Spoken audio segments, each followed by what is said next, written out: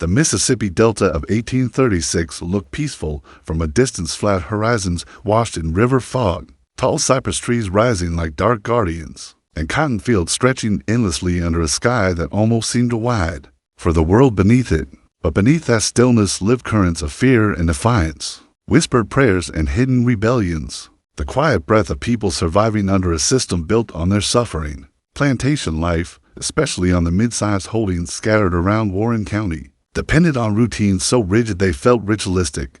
Dawn bells clanging over the quarters, overseers marching the fields with rifles slung casually at their hips, ledger books filled with numbers that represented human lives. The Carter estate, neither the richest nor the poorest in the region, belonged to a man known for his temper and his belief that brutality was a form of control. Yet within his household lived a woman whose existence seemed to contradict everything he stood for. A woman named Ruth Carter, a name that in time would become a quiet legend whispered in safe houses and river camps. Though few ever knew the full measure of the risk she carried, Ruth had been born into the plantation hierarchy, raised from childhood to embody the rigid expectations of Southern womanhood: obedience, silence, and an unwavering loyalty to her family's status. But unlike many of her peers, she had grown up close to the enslaved community, partly due to the isolation of the estate and partly because her mother, often sickly, relied on the skilled hands of the women in the quarters to raise her daughter. Ruth had learned early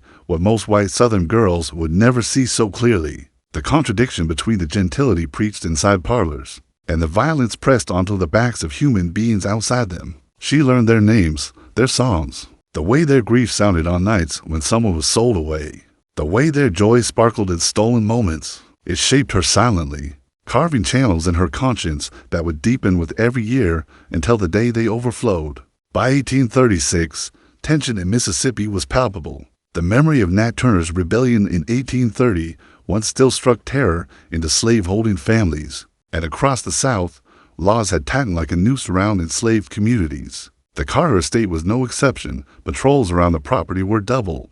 Posses were inspected with severity, and any hint of disobedience was answered swiftly. Yet beneath those restrictions grew a different kind of movement: small groups of runaways, quietly forming escape plans, gathering knowledge, waiting for moments when the system faltered. The Carter plantation held 9 such individuals, all from different families, but united by desperation and an unspoken resolve. They labored under the watchful eye of an overseer obsessed with reputation and brutality, and each carried traumas that had threaded themselves into quiet determination. What they didn't know was that someone inside the big house was watching over them, weighing risks they could not yet imagine. Ruth's awakening had not come all at once. It unfolded slowly, through years of witnessing small acts of cruelty accumulated like sediment. She could still recall the first time she defied her father, not with words, but with actions, when she secretly brought food to a woman who'd been beaten and left unable to work. She remembered her mother's trembling hands insisting that compassion was a dangerous indulgence, something that could collapse the fragile order women like them depended on. But the older Ruth grew, the more she began to see that the so-called order was little more than an elaborate illusion, built on suffering. The gap between her world and the quarters widened into something she could no longer ignore. And yet, even then, she had not imagined that she would someday risk her family, her name, and her life to protect 9 human beings marked as property on her father's ledger. In the early months of 1836, news flowed downriver from Memphis and up from New Orleans: whispers of an expanding network of safe houses, sympathetic families, and abolitionist groups working quietly through border states. Though Mississippi was far from freedom, the possibility of escape had taken root in conversations carried between plantations, in coded songs, in patterns stitched into quilts. Ruth first learned of these networks not through the enslaved people on her estate, but through letters she had secretly exchanged with a friend from her finishing school in Philadelphia, a girl who had grown into a bold, reform-minded woman connected to anti-slavery circles. The letters arrived under pseudonyms, carried by Northern traders who did not ask questions. Each one contained stories that filled Ruth with a mixture of hope and dread: hope that there were people fighting the institution she lived inside, and dread that her own complicity, even through silence, made her part of the machinery she despised. The 9 individuals on the Carter estate had not chosen Ruth. The choice came from the landscape of necessity. Their plan was born one punishing summer evening when the overseer whipped a man named Elias for asking about his wife, who had been sold south weeks earlier.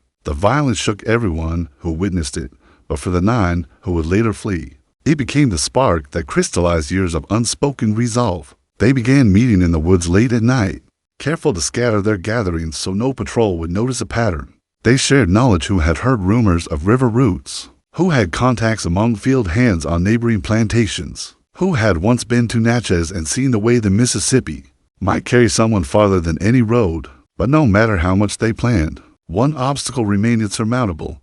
They lacked anyone who could provide false papers, directions beyond the county, or knowledge of the patrol schedules around the Carter estate. Without that, escape meant near certain capture or death. Ruth had not meant to overhear their planning. One humid night, restless from another argument with her father about the worsening violence on the plantation, she walked beyond the garden toward the edge of the woods. It was there she caught the faint sound of whispered debate, the names of places she recognized from letter Cincinnati, St. Louis, the abolitionist strongholds in the upper Midwest. She knew instantly what it meant. For a long moment she stood frozen, torn between fear and an instinct she had suppressed for years. When she stepped forward, she did not reveal herself. She simply listened long enough to understand the scale of what they intended. And then she turned back toward the house, her mind unraveling in a turmoil of dread and resolve. Over the next several weeks, Ruth began moving in quiet, deliberate ways. She studied her father's schedule, memorized the overseer's patrol routes, paid attention to the habits of the patrol riders who circled the plantation boundaries at dusk. She practiced writing in different handwriting styles, mimicking the signatures of neighboring landowners whose passes carried weight across county lines. She began leaving extra food in places that seemed accidental old smokehouses, the shed behind the abandoned cooper's shop timing it, so no one would notice the shrinkage in the pantry. She carefully cultivated distance from her father, knowing that the less he confided in her, the safer she would be if suspicion ever rose. But the greatest risk lay not in providing tools or information. It lay in deciding when to intervene directly. What made Ruth's decision possible was an event she could never have predicted. In late September, her father received a summons to attend legal proceedings in Vicksburg concerning a land dispute.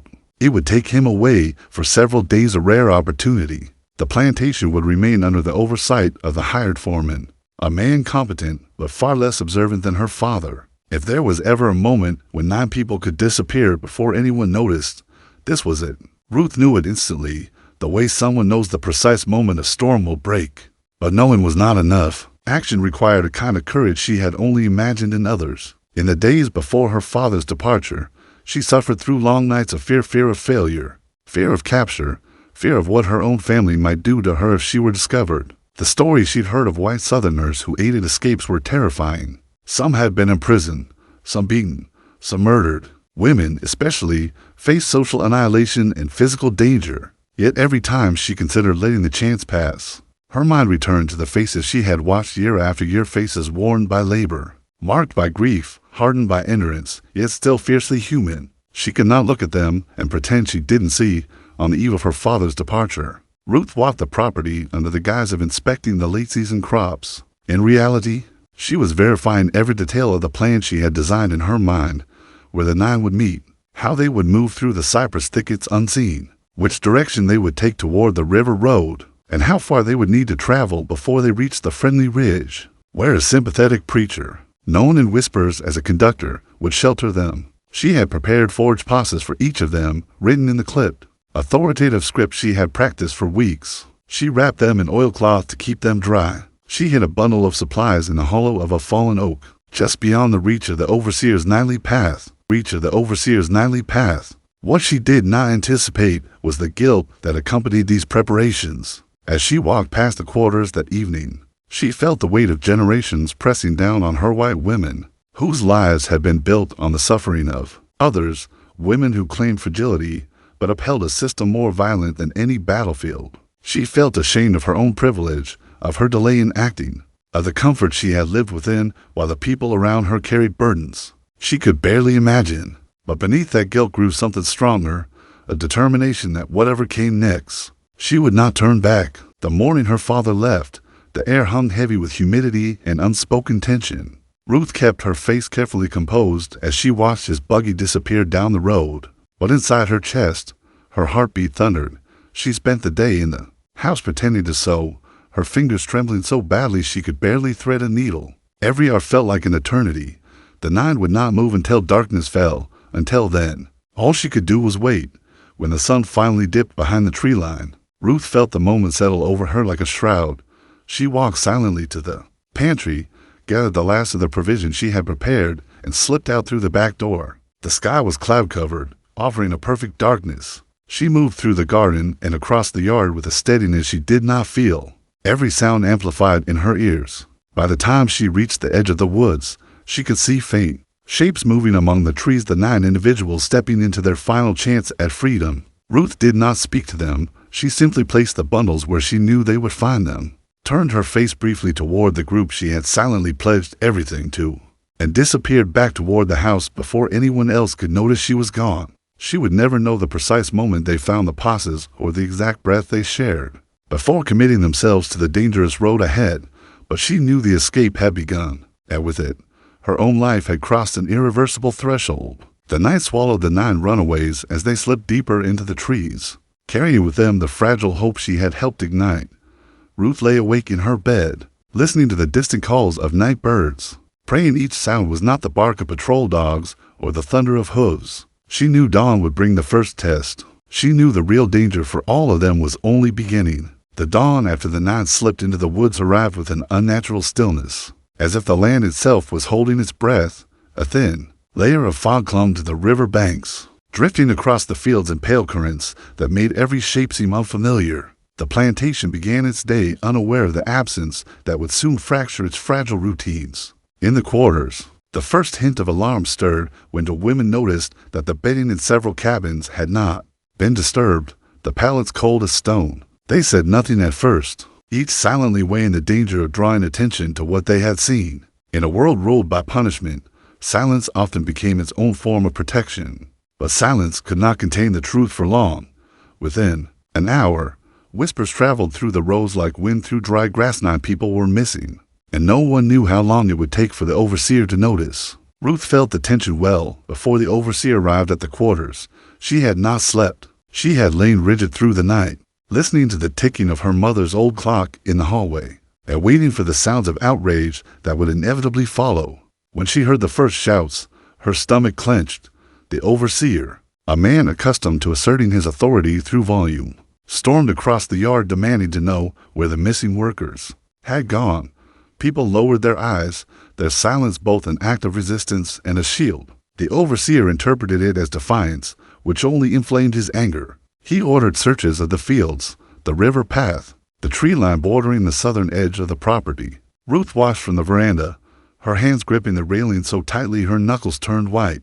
Every rider sent out into the woods was a threat moving closer to the 9 she had helped. She prayed the escapees were already miles away, hidden by darkness and distance. While the overseer barked orders and servants scurried under the weight of fear, Ruth forced herself into the role expected of her, calm, sheltered, detached. She knew showing them much interest would be dangerously conspicuous. Instead, she made her way to the kitchen under the pretext of preparing a midday meal. Though her mind was far from food, the enslaved cook, an older woman named Hester, noticed the tremor in Ruth's hands as she reached for a basket of cornmeal. Hester had always been perceptive, perhaps too perceptive, and her gaze lingered on Ruth, long enough to ask questions without speaking them. Ruth felt it like a weight pressing against her ribs. Did Hester suspect?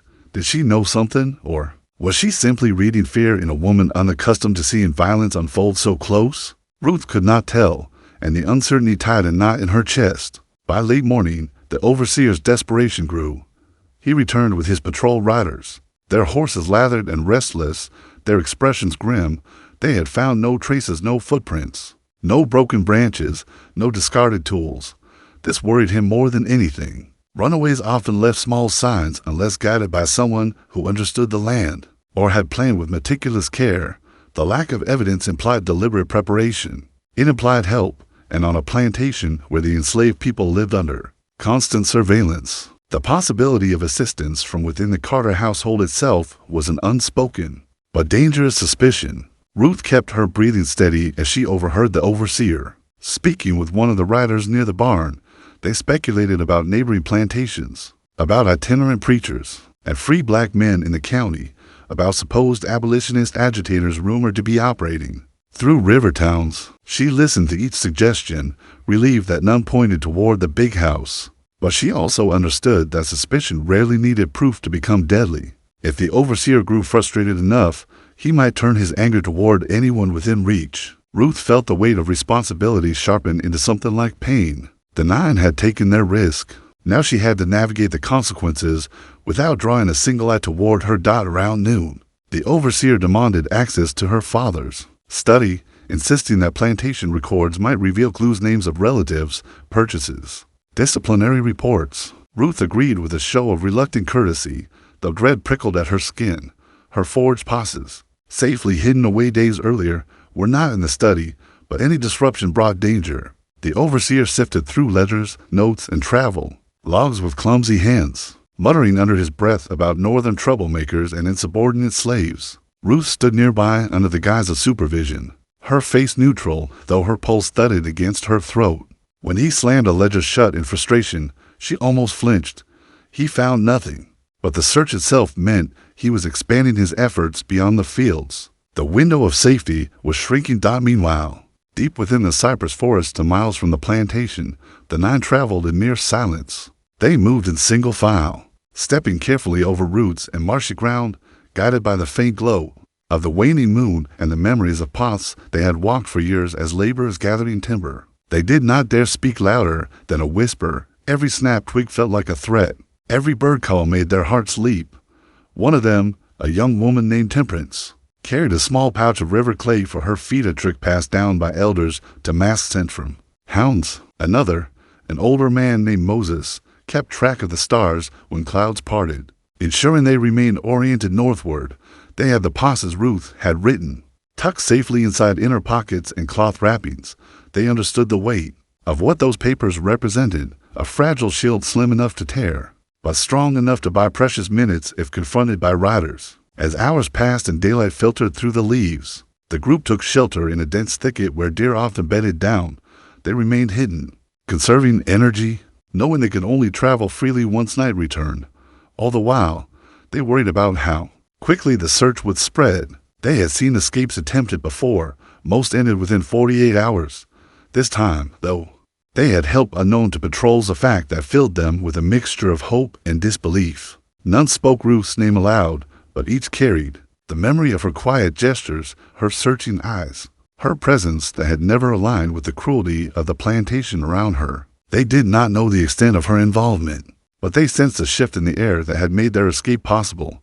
Back at the plantation, Ruth tightened her self-control. With each passing moment, the afternoon sun burned down on the fields, and the overseer's frustration deepened into anger edged with panic. Losing 9 laborers was not merely an inconvenience, it threatened his reputation, his income, and his standing within a community obsessed with maintaining dominance. As more riders arrived from neighboring estates to aid in the search, partly out of solidarity, partly out of their own fear of rebellion, the plantation became a hive of activity. Dogs were brought out, their barks echoing across the property like warnings. Ruth's breath caught every time their howls sliced through the air. But then something unexpected happened. A summer storm rolled in from the west with startling speed, darkening the sky by late afternoon. Thunder rumbled across the fields, and rain began to fall in heavy sheets, drenching the landscape and washing away scents, tracks, and any physical evidence of passage. To the search parties, it was an obstacle.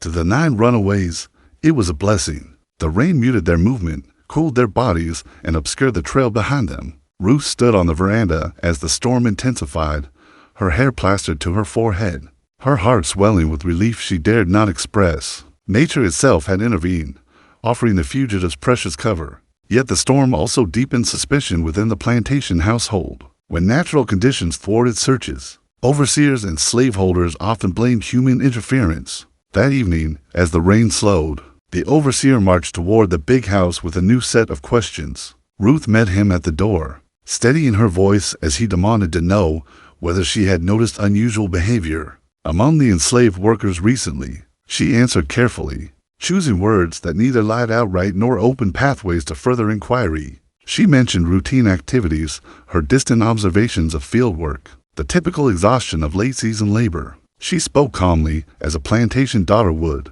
placing herself behind the unspoken shield of gentility that white men so often hesitated to challenge. Her composure unsettled the overseer, and he left unsatisfied but uncertain as night fell again. Ruth returned to her room, her dress still damp from the storm. She sat by the window, listening to the last drops fall from the roof, and thought about the 9 making their way through the soaked forests. She imagined them huddled under the shelter of cypress limbs, clutching their passes, eyes alert for the distant sound of hooves. She imagined their fear, their hope, their exhaustion. She wondered whether they understood that her role had not ended with their departure, that every moment she remained undetected was another layer of protection for their journey. If her involvement were discovered, the full machinery of the state could be unleashed. Newspapers, bounty hunters, river captains, even federal marshals. Secrecy was not just self-preservation. It was essential for their survival.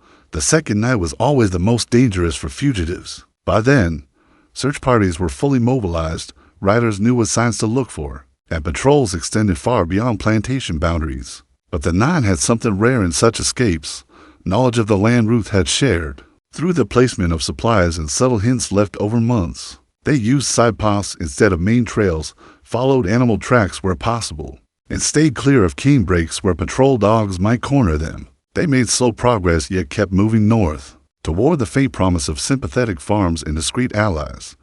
On the plantation, Ruth faced a growing unease among some of the enslaved community. Though no one approached her directly, such contact was too dangerous. She sensed their watchful eyes. Some looked at her with caution, others with a kind of quiet recognition. Hester, the cook, met her gaze several times that evening with an expression Ruth could not easily interpret. Was it gratitude, suspicion, or simply the knowing look of someone who had lived long enough to understand that change, when it comes, arrives in unpredictable forms? Whatever it was, Ruth accepted it silently, understanding that the enslaved people were also navigating layers of risk she could barely comprehend. By the time relief riders returned late that night with no progress to report, exhaustion hung over the entire estate.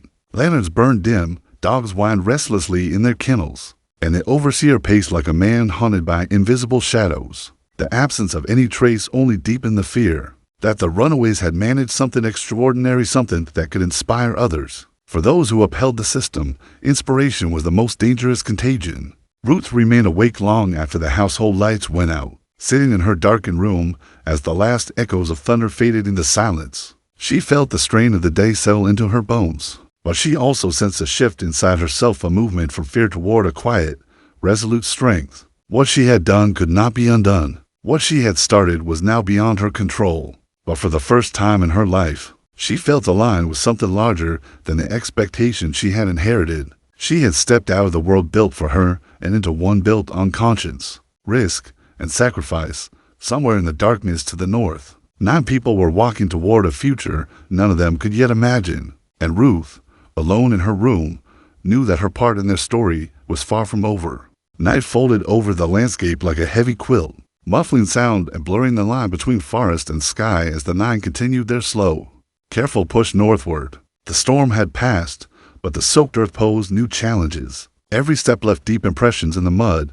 footprints softened, but not erased. They moved with deliberate slowness, stepping where the ground was firmer, weaving between clusters of roots and fallen branches to avoid leaving a clear trail. Moses led with quiet authority, though he carried a weariness in his shoulders that he dared not show.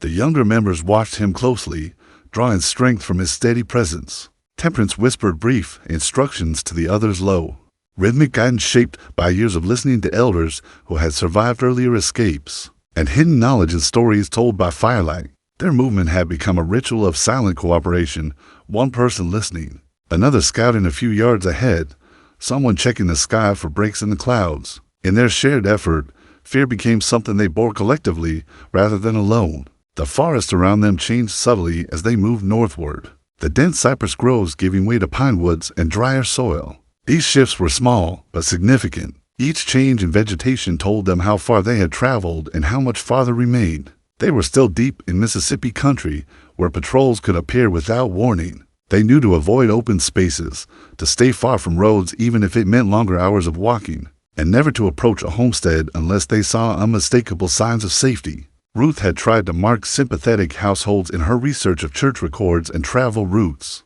but even those notes were uncertain. A farm that had offered shelter once might now be under suspicion, or the owners might have been threatened into silence. Escape was always a negotiation with the unknown, and the 9 understood that uncertainty was part of the terrain they traversed. By the 3rd day of their escape, their bodies had begun to ache in familiar patterns, blistered soles, stiff knees, throbbing shoulders from carrying the little they had brought. Hunger gnawed at them, though they rationed the meager food Ruth had left at the hollow log cornbread wrapped in cloth, dried beans, a few strips of pork. The heavy rain had softened the cornbread into dense clumps, difficult to swallow, but nourishing enough to keep them moving. When they found a freshwater stream at dusk, they drank deeply, washing mud from their hands and cooling their feet in the shallow currents. For a moment, the sound of running water brought a fragile sense of calm, but they could not remain there long. Campsites near water were common resting points for patrols, and they knew better than to linger where others might search Dot as they resumed their march.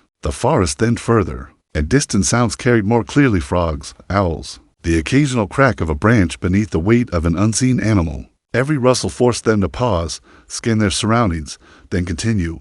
Exhaustion created illusions, shapes in the dark that resembled riders or lanterns, shadows that felt like threats until closer inspection revealed only trees. Still, vigilance kept them alive. They used small strategies to maintain hope, counting steps silently, reciting prayers under their breath, imagining the faces of relatives they dreamed of reaching someday. In these quiet internal rituals, they found a rhythm that allowed them to continue through fear. Back on the plantation, Ruth woke to a house that felt changed, charged with a tension that clung to the walls like humidity. The overseer and his patrol had extended their search beyond the plantation boundaries during the night, and the news they brought at dawn only heightened anxiety. Tracks near the creek that could have been animal or human, a sighting reported by a passerby that turned out to be nothing. To dogs losing the scent near the river bluff, nothing concrete, but enough to feed the overseer's frustration. He blamed the storm, the softness of the ground, the cleverness of the fugitives always spoken with a sneer, a refusal to acknowledge their humanity while inadvertently acknowledging their intelligence. Ruth listened from a distance, her posture composed, but her thoughts scattered like leaves in wind. Her father, still away on business in Natchez, had sent a letter instructing the overseer to spare no effort in retrieving the runaways. The letter mentioned the financial loss, the embarrassment it caused, the necessity of swift correction. Ruth's hands trembled slightly as she read the words before handing them over. She felt the chilling recognition that her father's expectations were clearer than ever. The plantation was to be restored to order, no matter the cost. And she, the dutiful daughter, was expected to support that restoration. But the more she watched the chaos unfolding around her, the more she felt a quiet defiance coursing beneath her fear. She moved with care, assisting with daily tasks, appearing concerned, maintaining the image of obedience while her mind remained fixed on the forest and the 9, who now depended on the delicate illusion she maintained. Over the next hours, the enslaved workers felt the weight of the overseer's suspicion. Though he lacked evidence, he demanded more scrutiny over their movements, interrogated them with coarse threats, and watched their faces closely for signs of guilt. Some kept their expressions blank, others forced a weight of confusion or fear. Yet beneath this outward compliance, a subtle but powerful shift was taking place. The escape had awakened something inside the community, an awareness that flight, while dangerous, was possible. Ruth saw it in the way some individuals moved more carefully, spoke in softer tones, or exchanged quick glances when the overseer's back was turned. She knew the successful escape of 9 not only endangered the plantation's power structure, but also destabilized the social order her father believed to be unshakable. At midday, Ruth carried a basket of bandages and herbs to the quarters, under the pretext of tending minor injuries. Though the overseer watched her movements with a suspicious eye, she needed to understand the mood among the enslaved community, to sense whether her involvement had been detected. In one cabin, she found Hester attending to a boy with a swollen ankle. Hester's eyes rose briefly to meet Ruth's, and in that moment, something passed between them, an acknowledgement that layered fear, respect, and unspoken truth. Hester did not betray her, nor did she express gratitude. Instead, she offered Ruth a slight nod, a gesture so small it might have been imagined. But Ruth understood it as a sign that her actions were known, at least by some, and that the secrecy she had relied upon was more fragile than she had hoped. Later that afternoon, as the sun reached its highest point, Patrol riders from a neighboring plantation arrived carrying grim news. A different plantation to the east had reported a failed escape attempt, with 2 fugitives captured and violently punished. The overseer listened intently, then sharpened his search strategy based on the assumption that the 9 might attempt to join other runaways or slip through a network of hidden paths toward free states. Ruth felt cold hearing the riders speak, especially when they mentioned the use of bloodhounds in the failed attempt. Her mind leapt immediately to the 9 exhausted, hungry, walking through unfamiliar terrain. If hounds were released, even the rain might not save them.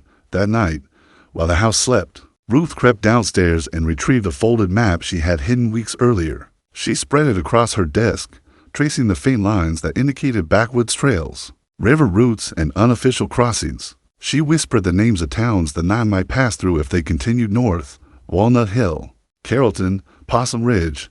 Some had possible sympathizers. Others were known for their hostility to fugitives. She studied each path as though her concentration could place invisible protection around the 9. A part of her wished she had given them more guidance, more supplies, more reassurance. But another part understood that she had already done more than anyone in her position could have risked. The 9 now walked under their own strength, guided not by her, but by their determination to claim their own lives. As she bent over the map, a heavy knock startled her. She quickly gathered the papers, set them aside, and smoothed her dress. The overseer entered without waiting for permission, his expression tight with suspicion. He claimed he had seen a faint light from her window and wanted to ensure everything was safe. His eyes scanned the desk, the floor, her face. Ruth felt her pulse quicken, but forced her voice into even tones, explaining she had trouble sleeping. Her calmness unsettled him. He was a man accustomed to dominating through intimidation, not subtlety.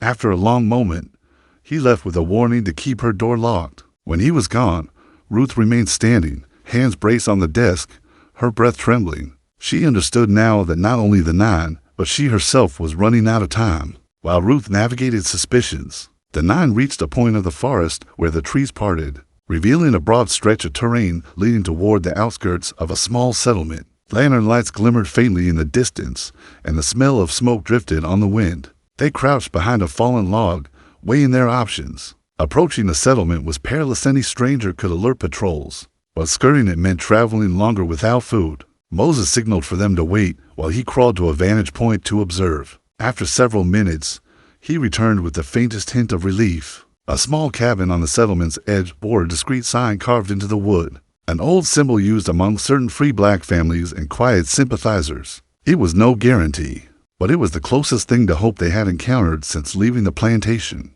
They approached the cabin cautiously, their steps barely stirring the grass. A man answered their knock, his face lined with age and fatigue. He studied them with a gaze that seemed to measure intention, desperation, and humanity all at once. The 9 felt exposed under his scrutiny, but something in their posture or their silence convinced him. He stepped aside, allowing them in. Inside, the room was lit by a single oil lamp, casting long shadows across shelves lined with simple tools and jars. The man offered them water and a small amount of bread, apologizing softly for not having more. His voice was gentle, but strained. He understood the danger of offering refuge. As they ate, he listened to their whispered account of the journey, nodding slowly. He told them the nearest safe point lay another 20 miles north, near a Presbyterian church whose pastor quietly aided those escaping bondage. He warned them of patrols on the main road and advised them to travel along a creek bed that would obscure their tracks. Before dawn,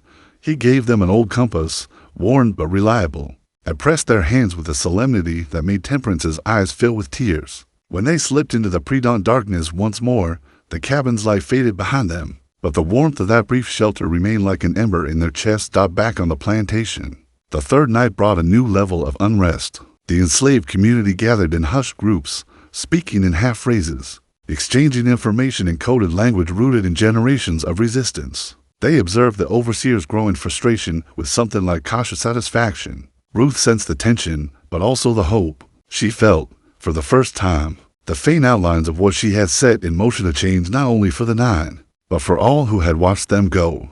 As she prepared for bed, she stood at her window and looked toward the northern tree line. The night was calm, the stars clear, the air heavy with possibility. Somewhere out there, 9 souls were walking farther than they had ever been allowed to imagine. And as Ruth closed her eyes, The distance between their world and hers felt smaller than it had ever been. The winter of 1836 pressed down on Wilkinson County like a heavy, unspoken judgment, casting long shadows across the cotton rows that lay brittle under frost. As the fields turned pale and skeletal, the rhythms of the Carter plantation slowed. Yet unease still pulsed beneath the surface, and unease that only Ruth seemed able to feel fully, as though the cold air itself was warning her that the fragile balance she had maintained for months was beginning to crack. Every morning she moved through the barns, cookhouse, and quarters with the same quiet precision.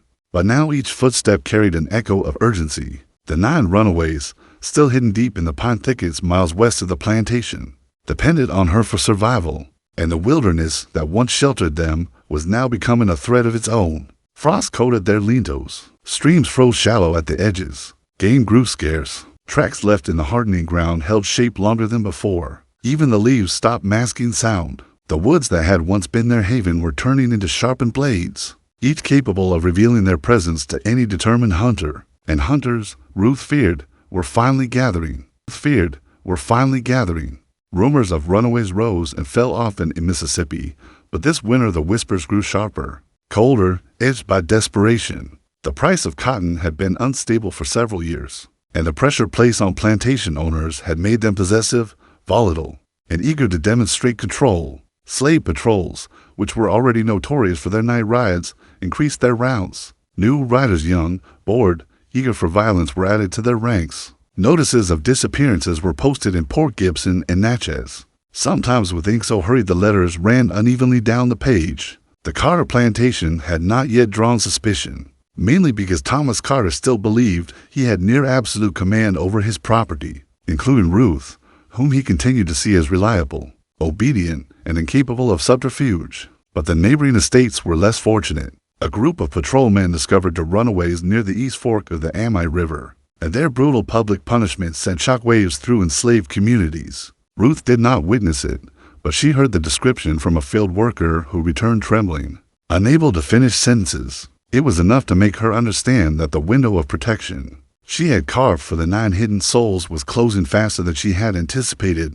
Still, she pressed on, because stopping was never an option. Each supply run she made into the forest had to become faster, quieter, and more calculated. She no longer carried full satchels, as the weight slowed her and left traces in the brush. Instead, she distributed provisions twice a week, small parcels wrapped in cloth that she tucked beneath fallen logs or inside hollowed stumps marked with subtle signs the runaways understood. She avoided the main trails used by hunters, sometimes moving through knee-high water to eliminate her tracks. On nights when the moon was bright enough to expose her silhouette, she waited, pacing in the shadows near the smokehouse until the sky dimmed again. Every action felt like threading a needle in the dark, yet she moved with a steadiness that seemed almost supernatural. As though guided by something deeper than fear, the 9 runaways, though rarely seen, had become an ever-present force in Ruth's mind. She imagined them constantly curled around meager fires, sharing warmth, rationing the bread and salt pork she provided. She pictured their breath rising in small clouds, their clothing stiff with cold, their eyes darting at every snap of twigs. She worried for the youngest, a boy no more than 14, who had fled a plantation near the Louisiana border and carried a limp from an untreated injury. She worried for the 3 siblings who had escaped together after their mistress threatened to sell the youngest girl. She worried for the older man who rarely spoke but whose silence carried decades of wounds. Their presence in her thoughts fueled her resolve. She refused to let the cold, the patrols, or her master's tightening grip crush what she had begun. She had seen too many lives broken, too many families torn apart, too many dreams suffocated before they could breathe. Helping these 9 was not only an act of resistance, it was her declaration that even within the iron constraints of bondage, the human could carve pathways of salvation. But the plantation environment was shifting, and Ruth could sense the danger approaching like a distant storm. Thomas Carter had begun spending more time among his overseers, discussing rumors, tightening rules, and watching the enslaved workers with increasing suspicion. He noticed small changes: the slight dip in food stores, the unusual movement of tools, the occasional absence of Ruth from her usual posts. Though he did not yet confront her, his gaze lingered longer and hardened whenever she was near. Ruth recognized these signs. She had learned to read them the way others read weather. Danger always revealed itself in small glances before it arrived with force, One evening, as the temperature dropped sharply and the sky dimmed to iron gray, a patrol arrived unexpectedly at the Carter Plantation. Their boots struck the front porch like they were delivering a verdict. The men carried lanterns, rifles, and folded broadsides depicting silhouettes of unknown fugitives. Ruth was in the kitchen when she heard them, and her heartbeat quickened to steady, pounding drum inside her chest. She could not approach the conversation, but the overseer's raised voice carried enough fragments across the yard. Runaways seen near the Natchez Trace, evidence of campsites, suspicions of inside assistance. Inside assistance, those two words sank cold and heavy into Ruth's stomach. She held the wooden table for balance. It was the phrase that most threatened everything. If the patrol believed someone was helping fugitives, they would interrogate every enslaved worker on the plantation. They would search cabins, tear through smokehouses, overturn tool sheds, and question people in ways meant to break spirit and bone. Ruth steadied her breath, forcing herself back into stillness. Panic, she knew, was the quickest route to discovery. She had survived this long because she understood how to move through danger without stirring it. That night, the plantation remained awake longer than usual. Patrols circled the outer edge of the property, their lanterns bobbing like burning eyes in the dark. The enslaved community whispered quietly, afraid of being overheard. Ruth sat by her small hearth, hands wrapped tightly around a single piece of cloth she used to mark her roots. She studied the lines she had sewn into its symbols known only to her and the nine she helped. Those lines represented trust, risk, and an unspoken contract among people bound by necessity and courage. She traced them with trembling fingers, knowing she could not deliver supplies under such scrutiny. The nine would go hungry longer than usual. She could only hope they had enough to endure. The next morning, before the frost had melted from the roof shingles, Carter summoned Ruth. She walked slowly to the main house, her steps quiet, her posture composed, because composure was one of her strongest defenses. Inside, Carter stood near the window, his expression stern while he polished the hilt of a pistol, a gesture that was not meant as maintenance, but as intimidation. He questioned her about her recent movements, about missing provisions, about rumors he had heard of slaves slipping into the woods. Each question cut like a blade. Ruth answered with the practiced balance of truth and misdirection that had kept her alive for years. She described her routine. She accounted for the food used in the kitchen. She explained her absences as trips to gather herbs for medicines. Her voice remained steady. Her eyes lowered, but not in fear, rather in the calculated humility she knew Carter expected. Whether he believed her or not was uncertain, but after several long, suffocating minutes, he dismissed her. Ruth bowed her head and retreated, her legs nearly giving way once she reached the yard. The interrogation confirmed what she had already sensed. The walls were closing in. The 9 runaways would need more than scattered provisions. They would need to plant something bold enough to carry them beyond the reach of the patrols entirely. The usual routes north were blocked by increased surveillance. The passes toward Louisiana were crawling with riders. But there were other paths, rarely used, known mostly to indigenous groups and a few enslaved people who had lived long enough on the land to understand its hidden corridors. A faint trail toward the Pearl River had been whispered about in stories passed through generations. It was said to weave through swamp and thicket, a place where horses could not follow and where sound was swallowed before it could travel. Ruth did not know its full course, but she knew enough to recognize that if the 9 were to escape danger entirely, they would need to enter the labyrinth of wilderness sooner rather than later. Days passed with the tension wound so tight that even the wind felt sharp. Ruth watched the sky carefully. Using weather as a guide for the night, she would attempt to leave supplies again. When clouds signaled a coming rainstorm, she knew it was her chance rain erased footprints. Softened ground, blurred scent for hunting dogs. On a night when thunder muttered low in the distance and the first droplets began tapping the roof, she slipped from the quarters with a small bundle hidden under her shawl. She moved fast, her feet familiar with every stone and dip along the path to the forest. The air smelled of wet pine. The darkness felt heavier, but safer. Once deep enough in the woods, she placed the bundle beneath a rotting log marked with a notch the runaways would recognize. She whispered a single word into the darkness, a word that carried hope even if nobody heard it, and turned back before lightning illuminated the land. But safety would not last. The patrols intensified.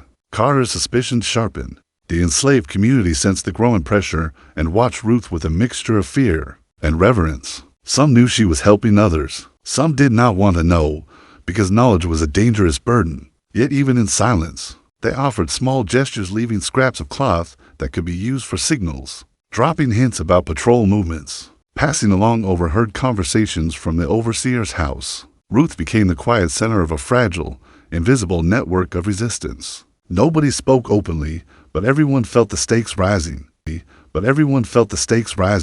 Then, one afternoon, while Ruth was returning from the fields, she saw smoke rising from the far edge of the woods, too controlled to be a wildfire, too distant to be from a cabin. Her stomach dropped. Patrolmen sometimes set controlled fires to flush out runaways. She quickened her pace, moving through the rows as heat surged behind her ribs, each step fueled by fear for the 9 souls who had entrusted their survival to her. If the patrols were burning out the thickets, the forest was no longer safe.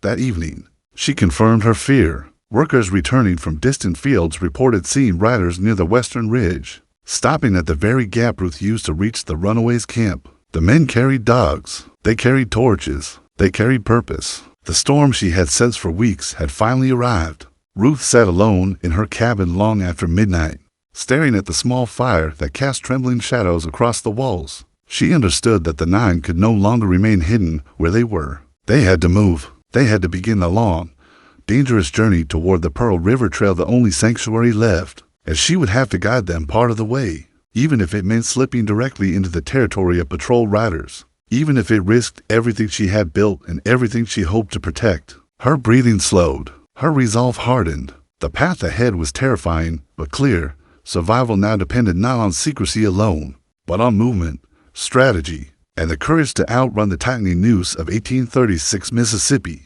When she finally lay down to rest, the fire dimmed to embers. Outside, the forest rustled with cold wind, carrying with it the faintest echo of possibility. The next chapter was beginning, whether she was ready or not, and Ruth knew that the choices she made in the coming days would determine whether 9 runaways would find freedom or whether their names would join the countless forgotten souls swallowed by the brutal machinery of the era.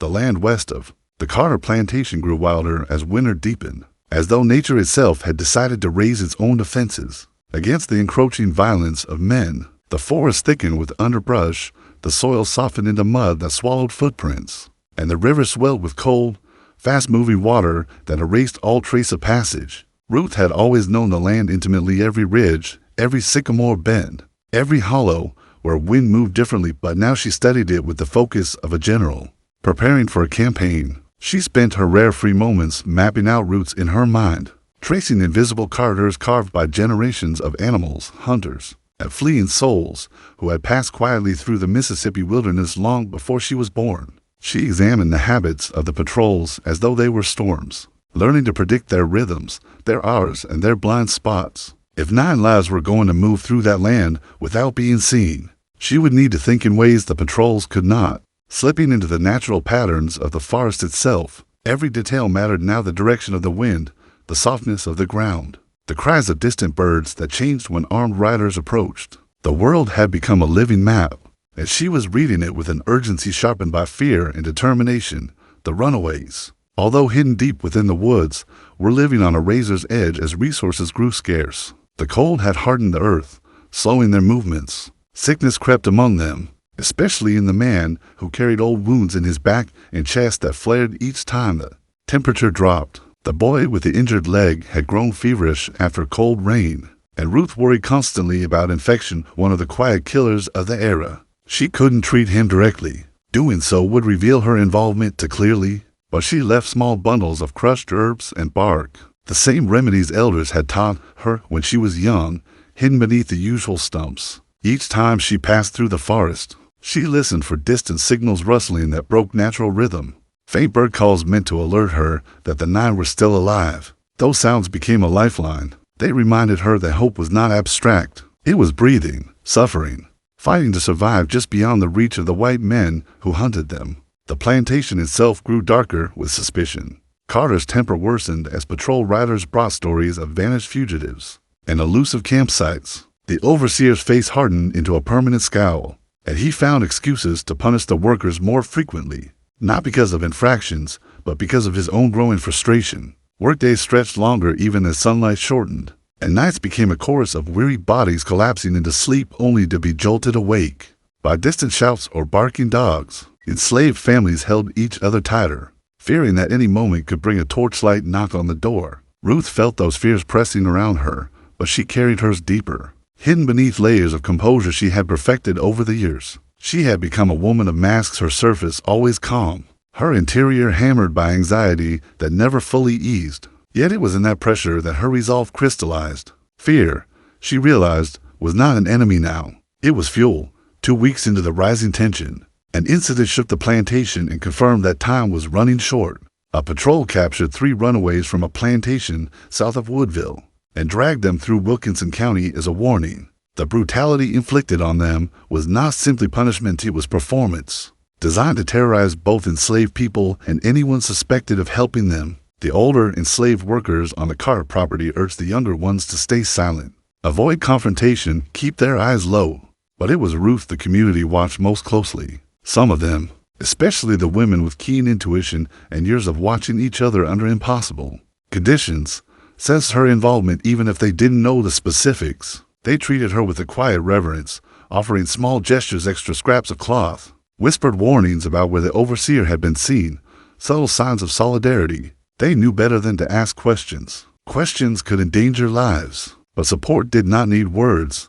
Ruth spent one long night awake, studying the breath of the wind through the cracks in her cabin wall. She thought about each of the 9 runaways, the siblings whose bond reminded her of her own family, torn apart years earlier, the older man whose silence held the weight of decades, the boy who limped yet pushed forward with a courage that humbled her, the mother and her teenage daughter who clung to each other the way vines clung to oak trunks. After storms, she could not let the patrols catch them. If captured, they would be tortured or sold deep south, a fate many considered worse than death. She understood then that the forest was no longer refuge enough. They would need to move soon, guided by the routes that only the boldest attempted. The Pearl River Trail, dangerous, winding, half-submerged at parts, might be their best hope. She had heard stories of people making it through, reaching indigenous communities or disappearing into the swamps where no patrol dared to follow. Most who attempted such a journey did so at great peril.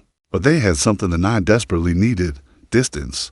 Before they could move, Ruth needed to test the land herself. On a night so dark it felt like a blanket smothering the stars, she slipped out and followed the faint paths toward the river's direction. She moved with the same fluidity she had learned as a child, quiet, sure-footed, her eyes adjusting quickly to the shadows. She used moss, tree formation, and the faint smell of water to guide her. Twice she froze, hearing the distant thump of hooves on hard soil. Riders were out again, searching. She pressed herself into a thicket of cane, remaining so perfectly still that a rabbit crept past her without noticing her presence. When the riders passed, their lanterns glimmering through the branches like angry fireflies, she waited until their sounds dissolved completely before slipping deeper into the forest. Hours later, she reached an area where the land dipped and water pooled in dark channels. The smell of river mud, heavy and cold, carried a promise and a warning. These swamps could hide them well, but they could also swallow them if they made a wrong step.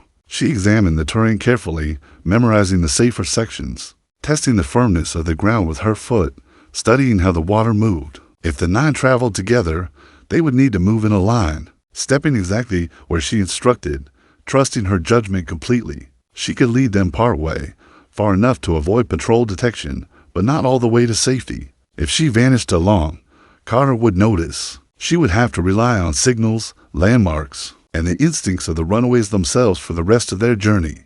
By dawn she returned to the plantation, her skirt soaked with river water, her legs trembling from exertion. She entered the quarters just as the first workers began stirring for the day, blending into the morning routine with practiced ease. But the fatigue clung to her like a second skin. When Carter saw her later that morning, he noticed the dampness in her clothing, though she masked it with an explanation of washing and early chores. His eyes lingered on her longer than usual, probing for cracks in her demeanor. She gave him none. She had become skilled at presenting the version of herself he expected to see. But deep inside, she felt the clock ticking down. Carter's suspicions were sharpening, and once he reached certainty, no deception would save her. Certainty, no deception would save her.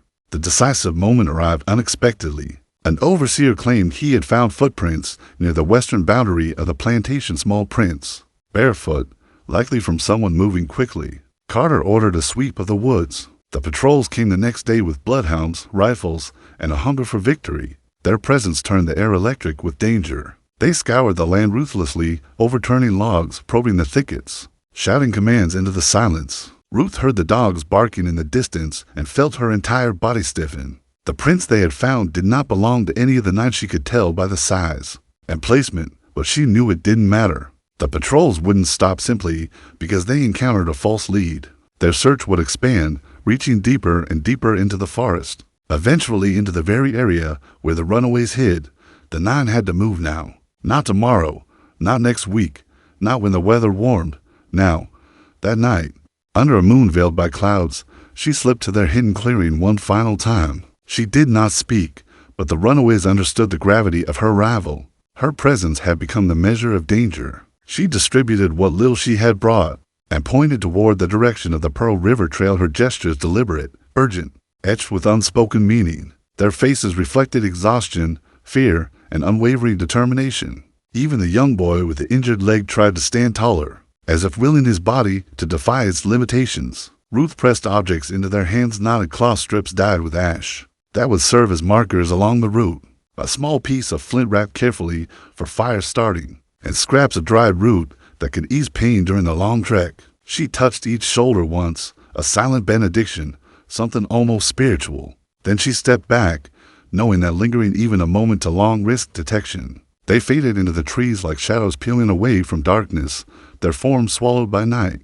As she felt a mix of relief and anguish settle inside her. Relief that they were moving, anguish that she could not walk with them, she returned to the plantation before dawn, sliding into her cabin unnoticed, her heart pounding with the weight of what had begun. All she could do now was hope that the land, the night, and the courage they carried would protect them. She had guided them as far as she could without exposing everything. But freedom was not a straight path. It twisted through danger, testing every fragment of strength and faith a person possessed. She lay awake until the rooster crowed, staring at the faint glimmer of dawn filtering through the cracks. The 9 were out there now, moving through the wilderness, racing against the tightening jaws of Mississippi's patrol system. And Ruth knew that the most perilous days had only just begun. In the days that followed the 9 fugitives' departure into the swamp corridor, Ruth lived in a state of heightened vigilance, feeling as though every creak of wood, every shift of wind, every unexpected sound from the quarters might signal discovery. She moved through her daily routines with calm precision, performing each task as though nothing had changed. Even as her mind tracked the invisible route the runaways were now taking, she imagined their steps pressing into the marsh, the careful way they would test each patch of ground before placing their weight upon it, the way the smallest mistake could lead to sinking mud or a twisted ankle. She pictured the mother clutching her daughter's hand, the older man leaning into his resolve, the boy with the injured leg trying to keep pace, and felt the pull of responsibility stretch her spirit thin. It was a strange sort of torture, to know that the lives she had guided into motion now moved beyond her reach, and yet the world around her remained unchanged in its demands. The same cotton to be picked, the same water to be drawn, the same orders barked by those who believed themselves masters of both land and people. Yet every ordinary action she performed now carried a hidden urgency, as though she were participating in a quiet duel against time. Patrol activity swelled across Wilkinson County, fueled by frustration and the creeping suspicion that someone on the Carter plantation had orchestrated the escapes. Riders began widening their searches, cutting deeper paths into both swamp and forest. Ruth saw the hounds being walked along the periphery of the property, their noses pressed to the ground, their handlers muttering among themselves about the strange quietness of the fugitives' trail. She overheard patrolmen complaining that the runaways seemed to vanish into thin air, leaving fewer signs than any they had ever tracked. What they didn't realize was that this apparent disappearance was the product of deliberate decisions. Ruth's careful concealment of scent trails, her understanding of wind direction, her knowledge of which paths deer used during the winter months, and which sections of the swamp absorbed footprints within moments. She had given the fugitives the closest thing to invisibility available in such hostile territory. But as the days passed with no capture, pressure within the plantation tightened like a rope being pulled from both ends. Carter's frustration seeped into every corner of the property. He accused workers of carelessness, laziness, or outright defiance. He questioned the overseers more harshly, demanding explanations for their failure to maintain control. He scrutinized the enslaved workers with sharper eyes, searching for any sign of guilty knowledge. Ruth felt his gaze on her more frequently, lingering with unspoken questions. She responded with flawless composure, allowing nothing to betray her. But she sensed that suspicion had begun to coil around her like smoke. She needed to be even more careful now. Her life depended on it. Late one afternoon, as workers returned from the fields, one of the elder women approached Ruth with the subtlety of someone who had spent a lifetime communicating beneath the surface. She brushed past Ruth, adjusting her shawl, and in the movement passed a tiny cluster of pine needles into Ruth's palm. It was a symbol older than most remembered, a quiet warning that something dangerous was moving in the air. Ruth slipped the needles into her pocket without looking down, her expression unchanged. These gestures, passed between those who shared no freedom except the freedom to protect one another, carried weight that could not be spoken. The community sensed the shift. They felt the restlessness in the land and the anger building in the white men's throats. They knew something was unfolding beneath the surface, even if none dared to ask doubt. The next morning, news spread across the plantation like a silent fire. A patrol rider had drowned when his horse lost footing in the swamp north of the Pearl River Trail. His companions claimed they had heard strange echoes in the fog, whispers, splashes, movements too soft to track. The swamp had devoured not just trails, but men themselves. The drowned rider's death heightened the patrol's fury, turning their search into something personal. Ruth's heart pounded when she heard the story. If the patrols increased their presence in the swamp, the 9 fugitives would be navigating a tightening web of danger. Yet paradoxically, the swamp's treacherous nature might also protect them. The more the land resisted pursuit, the more likely patrols were to misstep or retreat in frustration. Still, Ruth knew fear could drive men to extremes. A cornered hunter was often more dangerous than a confident one. On the third night after the drowning, Ruth felt a familiar tension grip her chest as she stepped outside her cabin. The sky was cloudless, the stars brittle and sharp, the air cold enough that her breath fogged in short bursts. She walked slowly, carrying a basket of washcloths as an excuse to be outside after dusk. From the edge of the quarters, she looked toward the tree line and waited, listening. A faint sound rose from the distance, not the cry of an animal, not the swing of a branch, but a specific rhythm, the one the 9 fugitives used to signal their safety when she still tended them in the forest. It was quieter now, barely perceptible, but she recognized it. Relief washed through her so powerful it nearly brought her to her knees. It meant at least some of the 9 had made it past the first stretch of swamp. They were still alive. Before she could fully savor this knowledge, a harsh sound shattered the stillness, dogs barking from the direction of the main road. Their bursts were sharp, urgent, filled with excitement. Ruth's stomach twisted. The hounds had caught something, perhaps a scent carried by the wind, perhaps a disturbance created by the fugitives as they navigated wetter ground. She forced herself not to react outwardly, returning to her cabin with controlled steps, containing her panic with the discipline of someone who had learned long ago. That emotion could not override survival. Inside, she sank onto her wooden stool, pressing her hands together tightly. She knew that if the hounds picked up even a partial trail, the patrols would launch a sweeping search at dawn. That night became a restless vigil. Every hour she rose to look through the narrow gaps in her cabin wall, peering into the dark forest that shielded the 9 runaways. The moon moved slowly across the sky, and with each shift of its light, new shadows formed and dissolved. Ruth thought of the mother shielding her daughter against the cold ground, of the siblings leaning on one another for strength, of the older man whispering encouragement to young ones who faltered. She thought, too, of the boy with the injured leg. If he slowed the group, the others would be forced to make impossible decisions. She prayed the land would carry them gently, that branches would part for them and roots would steady beneath their feet.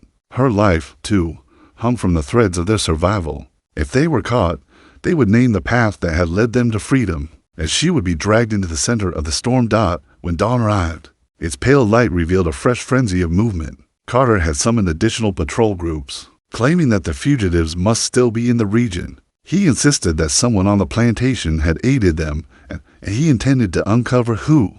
Ruth watched from a distance as riders gathered on the main road, adjusting their rifles and loading hounds into wagons. She felt a sharp chill in her lungs, the kind that came not from cold, but from the proximity of danger. A search that large meant the 9 would have little room to maneuver. They would need every advantage the land could give them. Ruth's instincts urged her to run into the woods, to warn them, to guide them farther along the trail. But she could not. Leaving the plantation now would expose her immediately. Instead, she made a decision born of necessity and boldness. She understood patrol strategies better than the men realized. They followed patterns, relied on assumptions, and underestimated the intelligence of those they hunted. Ruth moved through the plantation that morning with purpose, subtly sabotaging the search in ways that appeared accidental. She misdirected a rider by claiming she had seen movement east of the property, when she knew the runaways had traveled west. She delayed the overseer by assigning herself tasks that diverted his attention. She relocated a pail of feed that the bloodhounds were meant to track near the orchard, forcing their handlers to waste precious time correcting their course. Each act was small, but their cumulative effect created ripples that slowed, fractured, and stretched the search effort. By mid-afternoon, confusion spread among the patrol groups. They argued over which direction to follow, frustrated that their usual certainty had dissolved. The sun dipped low, turning the sky a weakened gold. Riders dispersed to cover more ground, scattering themselves thin over a terrain too vast for any one group to master. Ruth watched, holding her breath, hoping the chaos would buy the 9 fugitives more time. That night, when she returned to her cabin, she found a slip of cloth wedged into the crack beneath her door, a scrap of fabric, tied with a tiny knot. It was another silent symbol. Someone in the quarters, perhaps one of the elder women or a young man who had seen signs she had not, was warning her that eyes were turning toward her with suspicion. Whether those eyes belonged to the enslaved community or to the white overseers, she could not tell.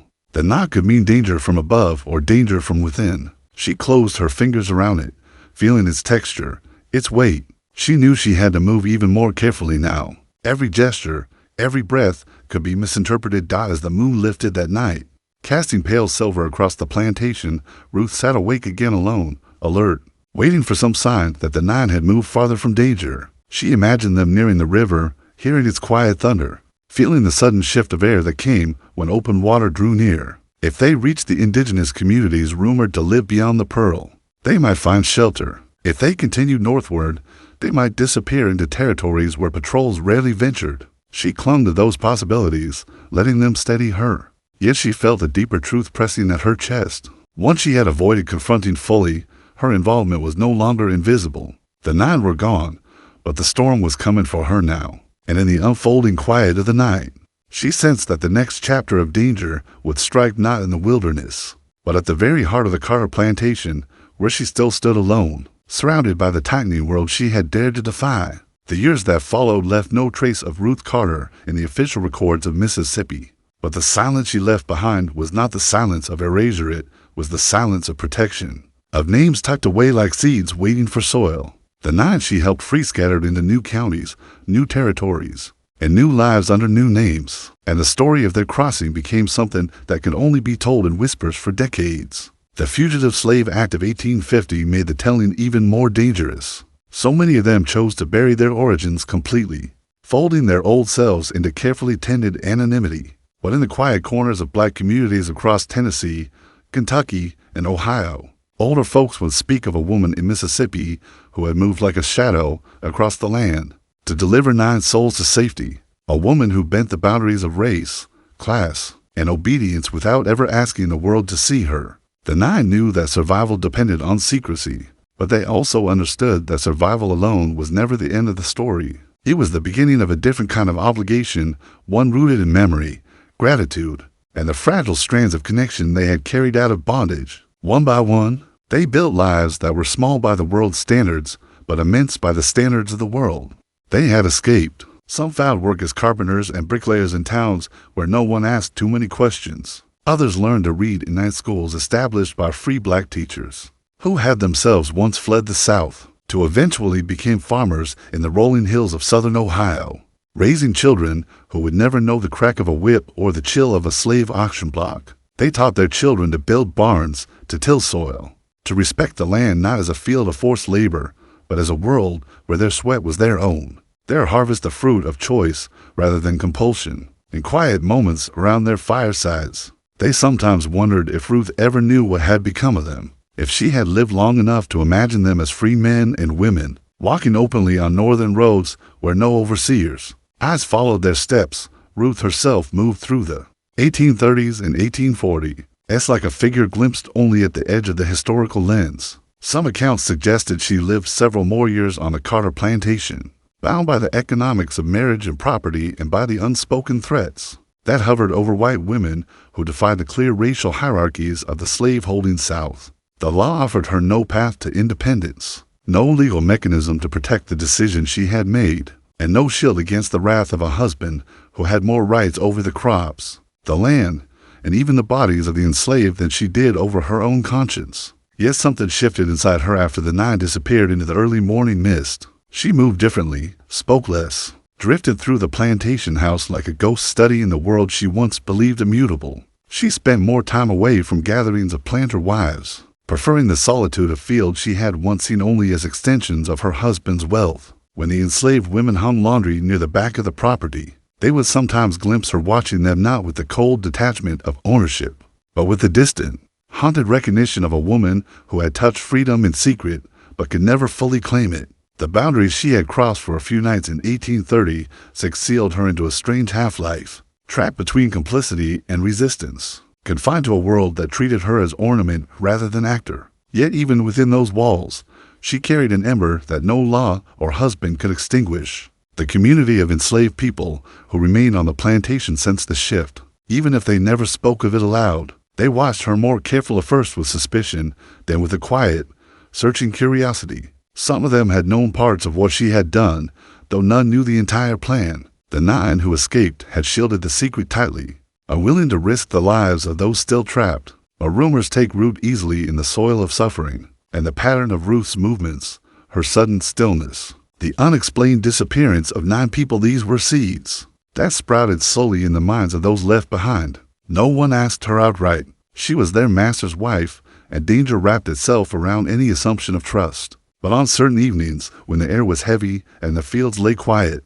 some of the enslaved women would swear they saw something unspoken pass between Ruth and the older women in the quarters. A glance, the smallest nod, a recognition of shared humanity that could not be voiced. The risk was too great for more. Still, the memory of that ambiguous possibility, even without confirmation, became one of those small internal defiance stories that enslaved communities carried like a hidden flame, a reminder that even within the oppressive machinery of slavery, there existed rare individuals whose conscience cracked the walls from within. By 1850, the Carter plantation had begun to wither under the pressures of soil exhaustion, debt, and a growing sense of unease that swept across the South as abolitionist movements gained strength. In the North, Samuel Carter's health declined, rumored to be the consequence of drink, stress, and a quiet erosion of confidence that afflicted many planters in those years. The certainty that slavery was not only profitable, but divine had begun to fray around the edges, though few admitted it openly. Some accounts from traveling preachers noted that the Carter's plantation house had lost much of its earlier grandeur, its paint peeling, its rooms dimly lit, its gardens untended. Ruth remained there, though details of her life grew increasingly sparse. Those who later tried to reconstruct her story speculated that her days passed in a kind of suspended grief, not a grief for the 9 who escaped, but for the life she had once imagined herself destined for, the one promised to her by birth, marriage, and Southern womanhood. She had stepped outside that script, not for glory or rebellion, but for compassion, for the simple belief that suffering should never be permanent if one had the power to disrupt it. That belief, radical in its quietness, had cut her loose from the world she lived in without granting her passage into any other. The 9, scattered across different parts of the country, sometimes carried small pieces of Ruth's memory into their new communities. They never used her full name, never described the plantation or the exact region, but they spoke of the white woman who opened the door, the woman who turned her back on the whip, the one who chose us over fear. These descriptions, oblique yet reverent, found their way into oral histories that would later be passed to grandchildren and great-grandchildren who would scarcely believe that any white woman in 1836 Mississippi had risked everything for enslaved people. But belief was not always the point. Stories like these function as emotional code, as reminders that resistance took many forms, and that freedom was not always seized by force alone. Sometimes it was given through trembling hands that broke the rules of an entire civilization. The descendants of the 9, decades later, would speak of courage as something communal, something that passed through bloodlines, but also through the spaces between them. They understood that Ruth's courage was no less real for being quiet, and that quiet courage often left no paper trail. When the Civil War erupted in 1861, The memory of Ruth's actions flickered briefly among those who had once lived on the Carter Plantation and had since been sold or transferred elsewhere. War reshuffled the geography of suffering, sending enslaved men to work on Confederate fortifications and enslaved women into deeper domestic labor. As white men marched to battlefields in Virginia, Tennessee, and Georgia, whether Ruth lived to witness the war's outbreak remained uncertain. The absence of legal documents, the loss of family records, and the destruction of county courthouses made her later years nearly impossible to trace. Some believe she died before the war, claimed by an illness that moved quietly through the South in the late 1850s. Others argued she left the plantation after Samuel's death, retreating to live with distant relatives in a different county where no one knew her past. A few whispered that she left the South entirely, seeking refuge in a northern town where her loneliness could dissolve into anonymity. None of these stories could be confirmed, and perhaps that ambiguity served her legacy better than any concrete ending. Ruth had lived in the shadows to do what she believed must be done. It was fitting, in a way, that she remained partly in shadow afterward. The 9, who survived into the Civil War era, carried the war's news with a different kind of hope than most. For them, freedom had already been seized in 1836, but the war offered the possibility of legitimacy, of being able to name themselves openly without fear of slave catchers or bounty hunters. Some enlisted in black regiments after 1863, fighting for a country that had once denied their humanity, but now allowed them the dignity of defense. Others stayed home, building the infrastructure of free black communities that would flourish. In the Reconstruction year, schools, churches, burial societies, self-help organizations. One of the 9, an older man by then, wrote a letter to a teacher in his town describing his life in guarded terms. Historians later speculated he might have been referencing Ruth when he wrote that there was a woman once who saw we were people long before the law did. The letter contained no names, no locations, and no details that could reveal identities. But between the lines, there was a reverence that suggested a bond deeper than circumstance.